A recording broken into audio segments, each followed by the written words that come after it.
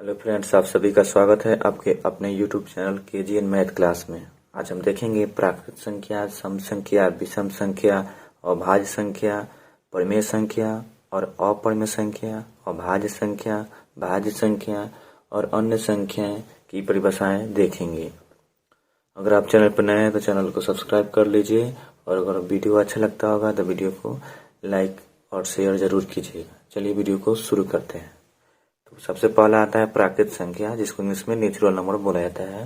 आइए उसको सबसे पहले देख लेते हैं। तो प्राकृत संख्या किसे कहते हैं, इसका हम परिभाषाएं लिख लिए यहाँ पे। तो प्राकृत संख्या कह रहा है कि वैसी संख्या जो एक से शुरू होकर अनंत तक जाए प्राकृत संख्या कहलाती है। यानी एक से शुरू होगा और अनंत तक जाएगा। इसको ऐसे भी कह सकते हैं कि गिनती के संख्याओं को प्राकृत संख्या कहते हैं।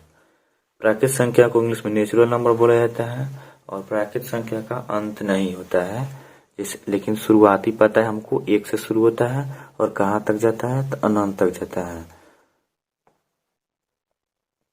इस प्रकार से संख्या का समझ सकते हैं कि प्राकृत संख्या किसे कहते हैं। तो वही संख्या जो एक से शुरू होकर अनंत तक जाए प्राकृत संख्या कहलाती है और इसे n से सूचित किया जाता है और इसे इंग्लिश में नेचुरल नंबर बोला जाता है। दूसरा देखेंगे पूर्ण संख्या। दूसरा है पूर्ण संख्या, जो डिफिनीशन है इसका कह रहा है कि वैसी संख्या जो 0 से शुरू होकर अनंत तक जाए पूर्ण संख्या कहलाती है और इसे W से सूचित किया जाता है। जैसे हम इसका देखेंगे, जो 0 से शुरू होकर अनंत तक जाए, यानी 0, 1, 2, 3 डॉट डॉट डॉट डॉट, इसका अंत नहीं होता है, पूर्ण संख्याएं कहलाती है। 0 से लेकर अनंत तक, यानी कुछ भी हो सकता है, 0 से लेकर कुछ अनंत तक हो सकता है। 0, 1, 2, 3, 4, 5, 6, 7, 8। आगे देखेंगे 3 नंबर का रहेगी सम संख्या। तो सम संख्या से कहते हैं वैसी संख्या जो 2 से विभाज्य हो, यानी उसमें 2 से भाग लग जाएगा और पूरा पूरा कट जाएगा, उसे सम संख्या कहते हैं। जैसे में ले लीजिए 4 ले सकते हैं, 6 ले सकते हैं, 10 ले सकते हैं, 20 ले सकते हैं, 1024 ले सकते हैं। इस प्रकार जितना भी संख्या होगी जो 2 से विभाज्य होने वाली वो 2 से कट जाएगा। इसको भी इत्यादि लास्ट में लिख देंगे। 2 से कटने के लिए अंत में ये होना चाहिए 0, 2, 4, 6, 8। अगर ये सभी संख्याएं इसमें से कोई एक संख्या अगर लास्ट में होगी तो ये संख्या 2 से कट जाएगी। जैसे में ले लीजिए को कितना भी बड़ा संख्या हो, अगर लास्ट में ये सब दिखाई दे रहा है तो वो संख्या 2 से कटेगी। देखिए 0 दिखाई दे रहा है, यहाँ पे कुछ भी ले सकते हैं, 4 है, 2 से कट जाएगा। इस प्रकार से इसका भी संख्याएं बहुत सारा होंगी। आगे देखेंगे विषम संख्या। तो विषम संख्या उससे कहते हैं जो 2 से विभाज्य न हो। चलिए उसका भी डिफिनीशन देख लेते हैं। तो विषम संख्या देख लिए, कह रहा है कि वैसी संख्या जो 2 से विभाज्य न हो उसे विषम संख्या कहते हैं। मतलब उसको भाग देने पर पूरा पूरा शेष 0 ना बचे, इसके अलावा 0 के से बड़ा आएगा, यानी उसे विषम संख्या कहते हैं। जो संख्या जो 2 से विभाज्य न होगा उसको भाग देने पर 2 से नहीं कटेगा। जैसे ये ले लीजिए, 2 से नहीं कटेगा, 3 ले लीजिए, 7 ले लीजिए, 5 ले लीजिए, 9 ले लीजिएगा, ये सभी 2 से संख्याएं नहीं कटेगी। इस प्रकार से इसका भी अंत नहीं है, ढेर सारी संख्याएं होती है। अगले देखेंगे अभाज्य संख्या। 5 नंबर कह रहा है कि अभाज्य संख्या किसे कहते हैं। तो अभाज्य संख्या उसे कहते हैं जो वैसी संख्या जो एक और स्वयं से विभाज्य हो उसे अभाज्य संख्या कहते हैं। अभाज्य संख्या का गुणनखंड 2 होता है। जैसे में देख लीजिए, वह एक और स्वयं से ही कटेगा, इसके अलावा अन्य संख्या से भी नहीं कटेगा।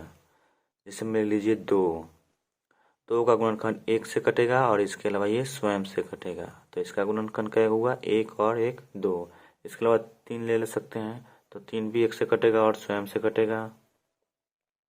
इसके अलावा 3 जो है 3 किसी के भी पारा में नहीं आता है, टेबल में नहीं आता है। इस 5 ले सकते हैं, 7 ले सकते हैं, 11 ले सकते हैं, 13 ले सकते हैं, 17 ले सकते हैं, 19 ले सकते हैं, 23 ले सकते हैं। इस प्रकार से इसका भी अंत नहीं होता है। वैसी संख्या जो एक और स्वयं से कटे उसे अभाज्य संख्या कहते हैं। इसे इंग्लिश में प्राइम नंबर बोला जाता है। और सबसे छोटी सम अभाज्य संख्या 2 होता है। इसे आप याद रखिएगा, एग्जाम में पूछा जाता है सबसे छोटी सम अभाज्य संख्या कौन है। तो सबसे छोटी सम अभाज्य संख्या 2 है और अभाज्य संख्या का गुणनखंड 2 ही होता है। देख लीजिए, एक और स्वयं, तो कितना हुआ, 2 हुआ। सबका एक और स्वयं ही आएगा, ये इसके अलावा और अन्य किसी पारा में नहीं आता है। अगला देखेंगे भाज्य संख्या। तो संख्या है भाज्य संख्या। तो भाज्य संख्या उसे कहते हैं वैसी संख्या जो एक और स्वयं को छोड़कर अन्य संख्या से भी विभाज्य हो, भाज्य संख्या कहलाती है। जैसे में देखेंगे 6 हो जाएगा, देखिए 1 से कटेगा, इसके अलावा ये स्वयं से कटेगा, इसका 2 गुणनखंड यहाँ पर भी मिल रहा है, इसके अलावा 3 से कटेगा तो इसका गुणनखंड 2 से ज़्यादा रहेगा, तो उसे भाज्य संख्या कहते हैं। इसके अलावा 4 हो सकता है, 8 हो सकता है, इसके अलावा 9 भी हो सकता है, 10 भी हो सकता है, 12 भी हो सकता है। देखिए ये 1 और स्वयं से और इसके अलावा 2 से, ये भी कटेगा 1 से, 2 से, 4 से, तो इसका गुणनखंड 2 से ज़्यादा होता है, इसे आप याद रखिएगा। भाज्य संख्या उसे कहते हैं जो एक और स्वयं को छोड़कर अन्य संख्या से भी विभाज्य हो, उसे भाज्य संख्या कहते हैं। मतलब 1 से भी भाग लगेगा, उसमें जितना संख्या रहेगा उससे भी भाग लगेगा, इसके अलावा अन्य संख्या से भी उसमें भाग लग सकता है। तो इसका गुणनखंड 2 से ज़्यादा हो रहा है, इसको लिख दिया जाता है यहाँ पे कि भाज्य संख्या का गुणनखंड 2 से ज़्यादा होता है। चलिए लिख देते हैं। चलिए हम लिख दिए हैं कि भाज्य संख्या का गुणनखंड 2 से अधिक होता है। और अगर पूछेगा कि सबसे छोटी भाज्य संख्या कौन है, तो आपको बताना है 4। जैसे कि सबसे छोटी भाज्य संख्या जो होती है वो 4 होता है, इसे आप याद रखिएगा। अगला 7 नंबर कह रहा है कि परिमेय संख्या किसे कहते हैं। तो परिमेय संख्या को इंग्लिश में रेशनल नंबर बोला जाता है। तो कह रहा है कि वैसी संख्या जो p/q के रूप में हो, परिमेय संख्या कहलाती है। बट लेकिन q does not equal to 0, मतलब नीचे q के जगह पर 0 नहीं हो सकता है। इसके अलावा बहुत सारी संख्याएं हो सकता है, यानी जो बट्टा में हो। जैसे ले सकते हैं आप लोग 3/2, 7/2, √16/25। देखिए निकलेगा वर्गमूल से 16 बाहर निकल जाएगा, ये 5 हो जाएगा। इसके अलावा 0/1, नीचे 0 नहीं हो सकता है। इसके अलावा ऊपर कुछ वो लिखिए, नीचे भी कुछ भी लिखिए, कोई दिक्कत नहीं है, बस लेकिन नीचे 0 नहीं लिखना है। और अन्य संख्या भी हो सकती है, इसलिए यहाँ पे लिख दिए इत्यादि। चलिए आगे देखते हैं अपरिमेय संख्या। अगला संख्या है अपरिमेय संख्या। तो अपरिमेय संख्या क्या है, इसको भी जान लेते हैं।